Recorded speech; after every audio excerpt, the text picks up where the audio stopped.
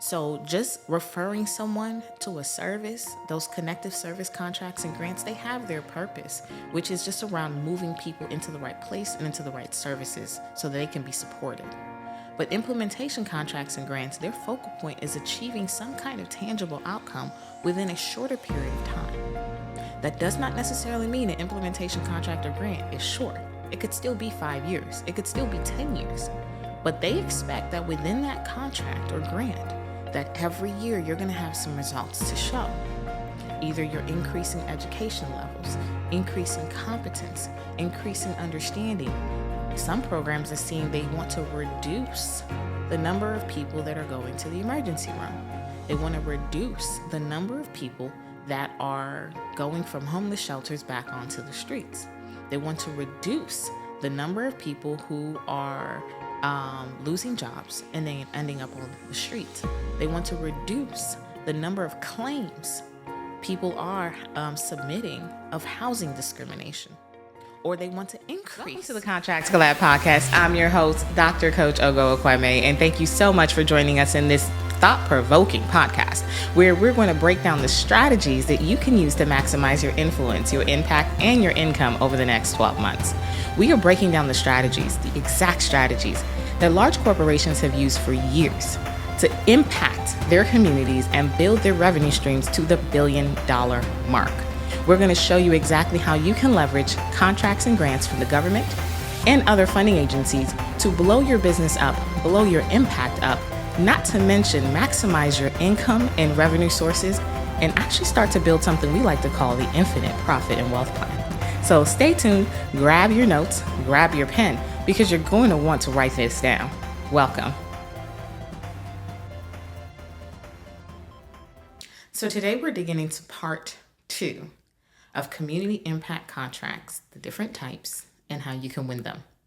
But in order to win them, you need to understand what they are and how you can understand what the government and these funding agencies are putting into these types of community impact contracts that would help you define your strategy, understand what they're looking for, and beat your competitors. So we're on to part 2. I got my handy dandy notebook right here.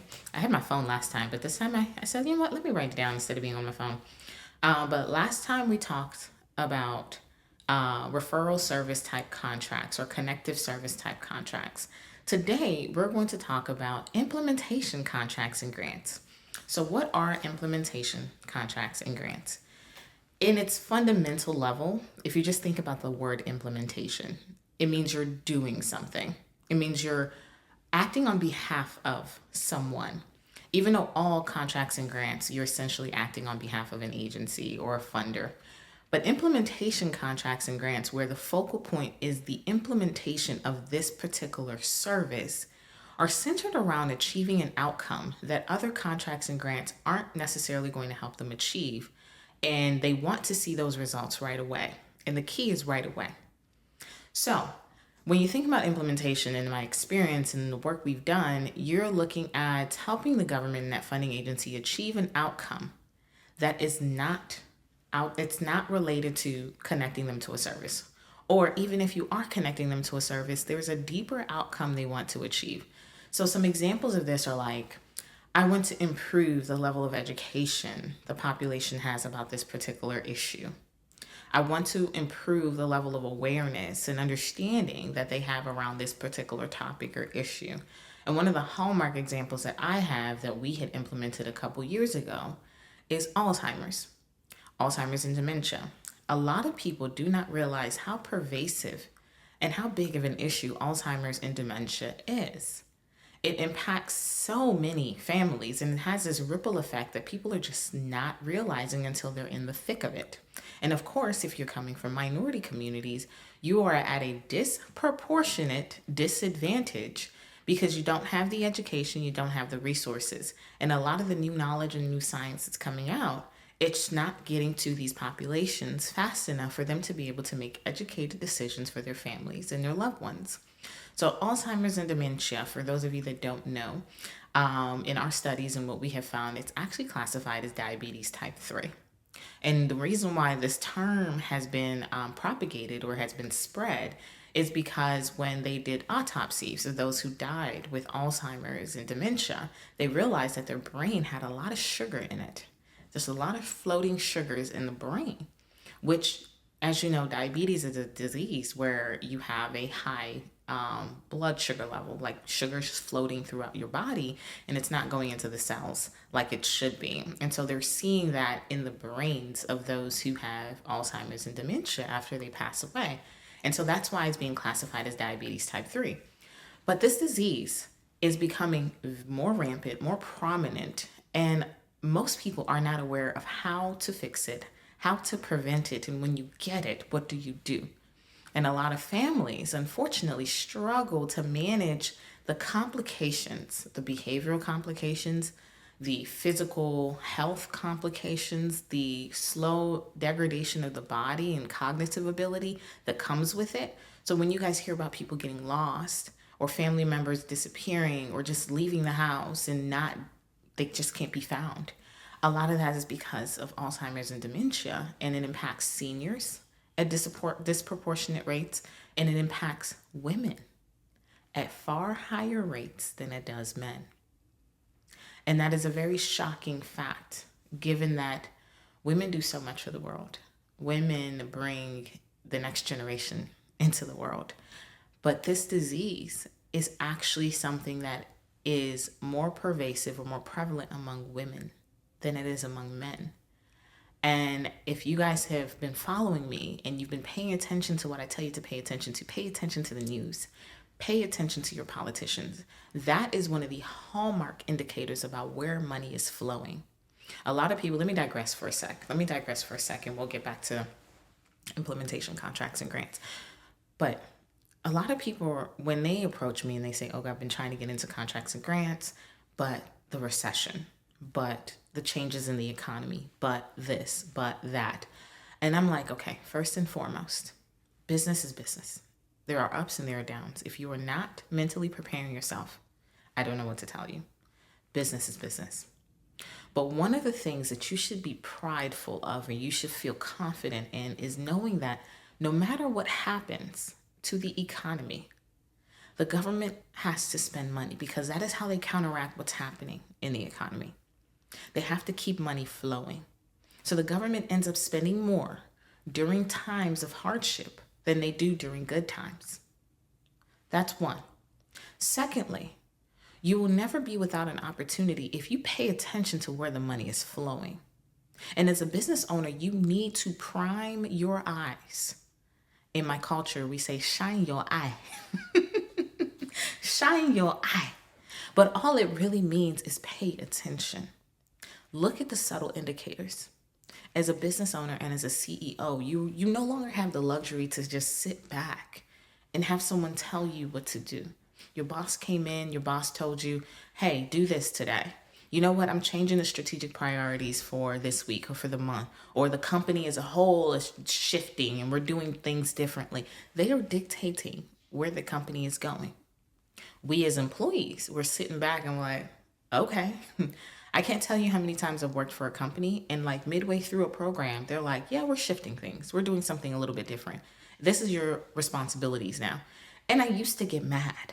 I used to get so furious. I used to be like, why do you guys keep doing this? I came here to get a job with you to do A. I was hired for A. Don't turn around and tell me I got to do B. Not my thing. But as a CEO, I realized very, very quickly what our organization was doing. They were shifting priorities to follow the flow of money. As an employee, I didn't realize it. I'm getting all upset because they're changing my job duties. But in reality, the company is responding to where the money is flowing. You as a business owner now need to get good at that. You need to look at the subtle indicators that money is going to flow in a new direction. Certain things are going to close. Certain momentums are going to end. Certain fads or phases are going to shift.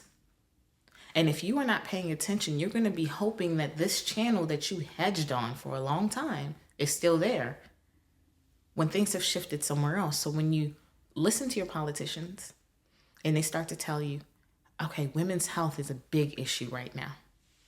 Women's health is one of our priorities this year. If you're watching the presidential elections, you're seeing these conversations. Don't take them lightly.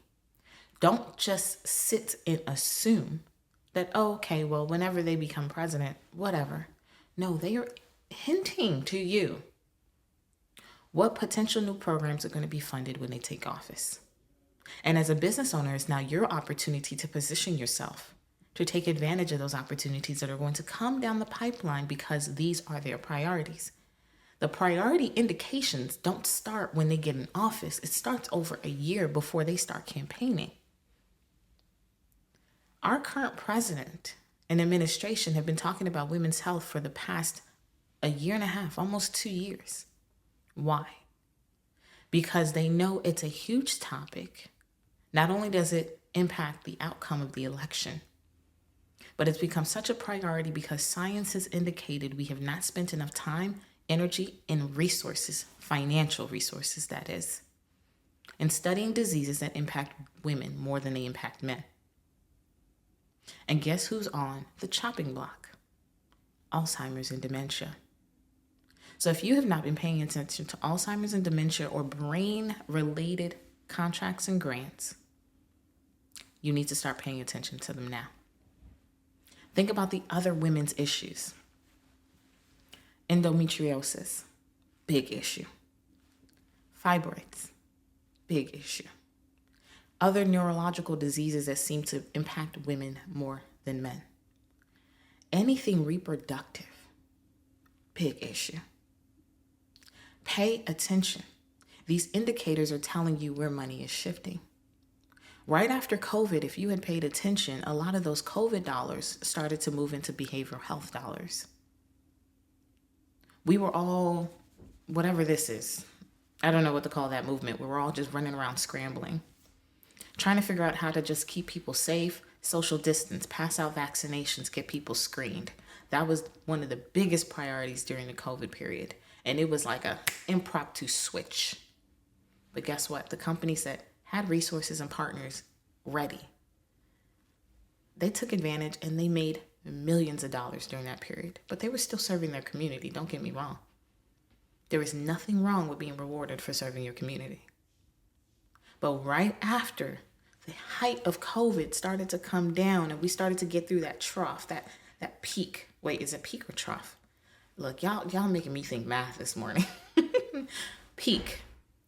After we got done getting over that peak and we started to now cool off, you started to watch COVID dollars now move into behavioral health dollars, where now there's a rise in the number of mental health programs, mental health resource programs, facilitative services, mental health education programs. And a lot of people are like, oh man, I wish I was a psychiatrist, or man, I wish I was a psychiatric nurse practitioner, or man, I wish I was in mental health. I should have went and got a degree in mental health. No. If you had paid attention to what was talked about during the COVID period, where we were just pushing vaccines, pushing education for getting vaccines, pushing getting people screened, pushing social distancing, educating people on social distancing, you would have saw that we started having conversations around isolation among seniors, isolation among youth, leading to mental health crisis, leading to mental health challenges. A lot of people not being able to socialize the way they normally would be able to socialize, and now having adverse mental health challenges rise in the need for therapists, but we don't have enough therapists. A crisis created another crisis, but we have to solve the first crisis first, which is get vaccinated so that we don't have all these issues. And I'm not here to debate all the conspiracy theories about COVID and vaccinations. Save that for somebody else. That's not here. But I am here to talk to those of you that are serious about paying attention to what is happening with your government, with your communities, and how you can be change agents through all of that. So if you watched that pattern happen, you watched us move from get vaccinated, social distance, to let's talk about your mental health. Let's talk about what happened during that period. Let's talk about recovery. Let's talk about how we get you into a better state of being. That's how money moves. And after we started having those conversations, then we started having conversations about, well, women didn't have as much resources. There's a whole bunch of diseases that are impacting seniors, such as Alzheimer's and dementia. And now we're like, okay, let's put more money in these areas. Let's put more money in these areas. And every year we have these conversations with federal agencies. Here's a quick tidbit for you guys. If you have not done this before, you should be doing this. Thank me later, or you can send me a check. All of you live in a community. All of you live in a county. You have local health departments. You have state health departments. And for those of you who say that I'm going to serve minority communities especially, you need to pay attention to your Office of Minority Health. They are going to have a lot of initiatives around improving outcomes for minority communities in your state or local jurisdiction. They also have events. They have events, free events that the community can attend to discuss what are the priorities in our community. What are the issues we are battling with? You need to attend that. Maybe the first one or two that you attend, you're a fly on the wall. You're listening. You're taking notes. Because you need to now see how government officials and state entities talk to the community about what's most important for them. So that when they move into legislative session, they can bring that feedback from the community to their colleagues and now start talking policy. And a lot of people don't realize that that is what happens. Politicians are not making decisions in a vacuum, despite what we think and despite what we believe. At the end of the day, they're going to want to make decisions that has the most or maximum benefit to as many people as possible. And sometimes they're decisions we don't agree with. That is democracy. However, their job is to do what's best with the right information for as many people as possible so that our society can move forward. But you have a place in that. So a lot of us look at those meetings, or maybe we passed off on it and it came into our inbox and we're like, what's this? That would have been a great opportunity for you to attend, be a fly on the wall and listen and start to take note about what they're talking about. And they have these meetings every year, if not every quarter. So then the next time you come in, you are already prepared to have a conversation about some of the things they started talking about the previous session. And now you can follow up with, oh, by the way, my organization works on this. Oh, by the way, I have over 30 years of experience in this space, and this is the needs that I have observed from this population in particular. And for those of you that are in our contracts collaboration community, you could take it 10 steps higher and you can say, oh, by the way, I've been working with this corporation, that university, this agency to implement these programs and develop these services for these populations. And this is what we've learned in process. I know. This episode is so juicy. It has so many good details, so many good strategies, and you don't want to take your eyes off or your ears. I know, but I wanted to drop in really quickly and tell you how you can maximize everything we're training you on, everything we're teaching you, everything we're exposing you. You need to join us in our next demo day. In Demo Day, that's where we break this down even more. We show you how to use these strategies live. Best of all, we expose you to the $1 billion contracts and collab community that we've been building that will give you access to contracts and grants at a 10 times higher level. You'll be able to maximize your ability to go out there and win those contracts and grants. Not to mention, you'll be able to partner with large corporations who want to do business with impact-driven business owners like you. So you want to join us next in our next demo day, click the link below or go to careerhaven.com and join us in our next demo day. See you there. 1, you're marketing yourself. 2, you're showing that you care and this is important to you. 3, you are sowing seeds where your voice is heard and it is integrated into those policy decisions. 4, you're walking away with a game plan because now they've talked about what potentially will be the next funding round over the next year. A lot of us business owners, because we're so used to getting one client at a time, We're not planning 6 months ahead. We're not planning a year ahead. These bigger companies, trust and believe me, have 5 years already planned out. Your company that you probably work with already has 5 years planned out at a minimum. You as a business owner need to now get into the habit of doing that. And that's why understanding what the different priorities are and looking for those subtle indicators of funding shifts that are taking place every year, not just during a presidential election. Every year, strategic priorities shift. Every year. Pay attention. So now back to the implementation contracts and grants that we started off with.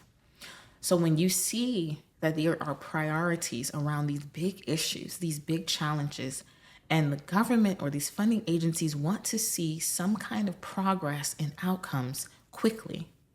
Now, it's not that they're going to cure a disease in 10 days. No, the government is realistic, y'all. They know it doesn't work like that. But they want to see some level of outcome to be able to, some programs are seeing they want to reduce the number of people that are going to the emergency room. They want to reduce the number of people that are going from homeless shelters back onto the streets. They want to reduce the number of people who are losing jobs and then ending up on the streets. They want to reduce the number of claims people are submitting of housing discrimination, or they want to increase the number of claims of people submitting for housing discrimination. It depends on what outcome they wish to see. So if you have not looked into HealthLeadHER, especially for those of you that do real estate, or those of you that have anything linked with financial education and housing and homelessness, you need to look into HUD's priorities, HUD. They are a federal agency. Look into their priorities. And sometimes you will see that increasing the number of claims that are submitted around housing discrimination is a tangible outcome for them, because in order for them to make sure people are being treated fairly, people need to report. And if people are not reporting, then the likelihood that families are being put out on the street, they're forced to live in poor housing conditions with lead paint and all this other stuff, and they end up in the ER, increases. So in order to decrease this that I don't want, I need to increase reporting. Those of you working in gender violence, that's a tangible outcome. The number of women that are willing to say, I need help. These are tangible outcomes. So for implementation contracts and grants, the data and how you track those outcomes is going to be one of the defining factors for whether you're approved when they read your proposal. When they are evaluating you, there's always a set number of evaluation criteria. However, the evaluation criteria is weighted. And for some of you who you may not be familiar with this jargon or language jargon, whatever you prefer, weighted means, let me give you a tangible example. When you're in college and you're taking bio or chemistry or some physics, math, algebra, I'm putting myself out there. I'm calling all the classes that gave me a headache. But when we take an exam and everybody scores, you notice that sometimes the actual score isn't what you get. You get a weighted score against other people, right? So that process is just simply assigning more emphasis on certain aspects of your proposal than other aspects. So maybe there's an innovation requirement, and maybe there's a team and professional experience requirement. Then there's a data tracking and analysis requirement. It just depends on what you're looking at. I'm just throwing out stuff. But the data piece for implementation contracts, that is one of the heaviest weights on your evaluation. They need to know you actually know how you're going to track the data. How are you going to track outcomes? How are you going to analyze the outcomes? Did you thoroughly explain that? And for some of you, data may not be your strong suit. I get it. But that's where collaboration comes into play. You just need to partner with someone who is good at that, who has expertise in that, who's been doing that as a profession. They love to crunch numbers. I keep number crunchers around me. around me. I mean, I can do the basic math. Don't get me wrong. I can do the basic math. As a business owner, you need to know the fundamentals. But the more statistical analysis, those types of things that I, glazed over in college for, that's where you need to leverage those who love that stuff, who are good at that stuff. Because for implementation contracts, you showing how you're managing the data is going to be so important. Heaviest criteria. The other thing you need to also show is how are you going to get the data? How are you going to get the data? How are you going to take it from the community into your internal systems, either spreadsheets or whatever it is you're going to use to track it? How is that flow of data going to happen? Assuming now you want to collaborate with another organization, you want to collaborate with a hospital, you want to collaborate with a corporation, how is that data going to flow? And you usually need to show how, between the organizations and everyone that's working, how are we going to make sure we're in sync in putting this program together and tracking the data, because each of us are going to do a different part. And if you're working with a larger corporation, you need to come to an agreement with them on how you're going to pass the data through. Sometimes that looks like a data sharing agreement between you and them, and it doesn't have to be overly complex. And there are simple ways to share data, and we talk about these things in our collaboration community because we have conversations all the time about working with corporations, working with large health systems, working with large corporate entities, large foundations, nonprofits, where they have very robust technical systems. And data security is a big thing for them. So they may not want you to be all in their system pulling their data, but it may be simple things like we'll do the screening and then we'll pass the de-identified data to you. But it's for you to have that conversation with them, and they can tell you what's possible on their end. So that now you can decide, what will my team do when we receive it from them? Or vice versa. We collect it on the front end because we're going to be boots on ground. We're going to be the ones that actually go get the data. And then we will pass it on to you because now you can help us crunch it because you have the data analyst on your team on the back end already. You have the nurses that can do all the analysis around screenings and test results, etc. That is the collaboration process. But that you need to iron out with whomever you're working with, because that's going to be a big criteria. Okay. The other piece for implementation contracts or grants is sustainability. And a lot of people forget that. A lot of people forget that when they're applying, your program is good, what you're offering is good, your data process is good, who you're collaborating with is good. But I didn't see how you're going to sustain this program because, again, I am giving you this couple $100,000, couple $1 million because I want to see the results start quickly, but continue. I don't want it to just stop abruptly. I want it to continue. So how are you going to sustain this if we stop funding you?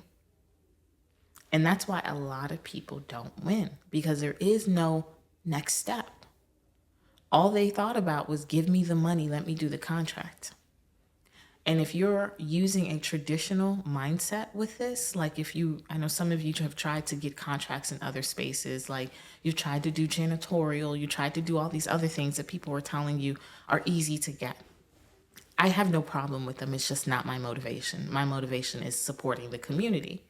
But if you take that mindset from those other traditional contracting realms and bring it into the community impact space, and all you're focused on is how I'm going to do the work that you asked for, A, B, C, D, E, F, G. Let me regurgitate A, B, C, D, E, F, G. And you haven't thought about sustainability. How do you sustain this program? If I have to pull funding, if the contract finishes in 5 years and there isn't a renewal, maybe priorities have shifted and we can't renew this program, how are you going to sustain it? A lot of people have not thought about that. You probably haven't thought about it. Think about it. Because that's also a big evaluation criteria. And sustainability can look like multiple things. It could look like you creating a lower cost version of the program so that those who can afford can pay for it. And then you can still offer some scholarship-based services to those who can't afford. Or if you're in our contracts collaboration community, you know that we move every program into the commercialization phase, where we actually build out products that can be sold to continue to support the community while we're generating revenue. And we start to generate that revenue before the agency even finishes their evaluation. It's running in the background while we're doing the contract with them. And after the funding finishes, it still continues to run in the background, because that is how we set you guys up to not only be impactful while working with the agencies, you need to be impactful no matter what. And let me be honest with you, that is one of the biggest reasons why I told myself I probably will never go back to traditional contracts and grants. It is lucrative, don't get me wrong, to be on that side of the fence. It's also very competitive, don't get me wrong. It's lucrative, but very competitive. But I asked myself, what do I want my legacy to be? What do I want my legacy to be? What do I want to be known for? What do I want my company to be known for? 10 years from now, 15 years from now, if I, bring my kids into the company, bring my kids into the business, what is it that they're going to really, really see that stands out about my company versus anybody else? And that biggest thing, or that biggest key factor, honestly, for me, is the impact. Did what I did, or does what I do, and the basis and the foundation of my company, does it really make an impact in the community? Does it change lives? When we wake up in the morning, like the other day, I was telling my team, I said, we're commercializing our maternal health program that we created a couple months ago with Giant Foods, Luminous Health, and United Way. We developed that program because it's a very, very big issue that a lot of women go through, and not a lot of people are talking about it. There aren't a lot of services around it, and the government knows that, and that's why they pushed out that program. And we were so happy when we saw it. And as a mom, and as someone who's gone through a lot of challenges, it was so near and dear to my heart to be able to do that program. But then we were commercializing it, and we're creating educational products. I'm so sorry, I'm getting all choked up thinking about it, because it means a lot to me. Honestly, it's not just about the money. It means a lot to me. So we're developing the commercial products, and I'm going through it. I'm reviewing it, and I'm like, man, I wish I had this when I was a first-time mom. I wish I had this when I was experiencing my complications. I wish I had this when you have those lonely moments when you're pregnant, and you just need some reassurance that everything's going to be okay. Or at least a reality check around what may happen and how to stay calm and composed throughout all of that. And I was texting my team. I was like, yo, I wish I had this. I'm building this for me. For me. After I've already gone through it, I'm building this for me. But it just really solidified that I want my company, my mission, and my vision, and what we do as a community to always be centered around impact. And we know that the money will come. The money will come just naturally because there are issues to solve in our community. And when you solve issues as a business owner, you make revenue. But more importantly, it's the satisfaction of knowing that we are helping people. We are really making change happen. We are increasing access to education. We're increasing access to services. We're increasing access to things that they wouldn't be able to have any other way. And we're also creating opportunities in the process. So that's what we're going to always stay true to, stay grounded in. And I don't think we'll ever switch back to traditional contracting, to be honest with you. We can have a conversation about it because I know about it. I studied it. I spend a lot of time studying it. But honestly, it doesn't fulfill me like this side of the fence. It doesn't bring me the same level of happiness. And so I want this feeling for you guys. And I know deep down inside, if this is you and this resonates with you, then you're going to love doing this. You're going to love doing this. We work hard. Don't get me wrong. We're not lazy. We work hard. We build the systems to make it easier for you, but we still work hard. But it's just the satisfaction in knowing what you built, what you put together, what your hands have created, and the impact that it's making. It's so worth it. It's so worth it. So I'm super excited for you guys. Honestly, I'm super excited. I hate to close it out here because we have so much more to talk about. We still have to talk about the next level of community impact contracts. I told you there's 6. So this is going to be a 6-part series. So you want to make sure you are subscribed, you are staying tuned, that you have your notifications on. If you're not on our email list, get on our email list, because that's where we really drop information about different opportunities. We're working on different things every single month. So you want to stay tuned, you want to stay connected, but this is definitely a space where you're going to build your legacy through. And I can't wait to support you through that. Well, thank you guys. It was great having you today. See you on the next episode. Wow. Wow. That episode was amazing. Those strategies were amazing. When I tell you that every day we get together as a team and we think about what can we teach you, what can we expose you to so that your businesses can thrive, you can exponentially grow the way we know God wants you to grow. And even if you don't believe in God, that's okay. You still deserve to grow exponentially. And that is why we bring you these episodes every single week. But you don't have to stop there. You need to join us in our next demo day. In Demo Day, we break this down even more. We show you how to go from government contract and grant to an infinite profit path. We show you how to take those same opportunities and maximize your revenue streams. We show you how to leverage the influence and resources of large corporations and other experts in diverse disciplines so that you can go after these opportunities and have a higher win rate. And not only winning the contracts and grants, but making even more revenue on the back end and the front end. So join us in our next demo day. Click the link below and we'll see you there.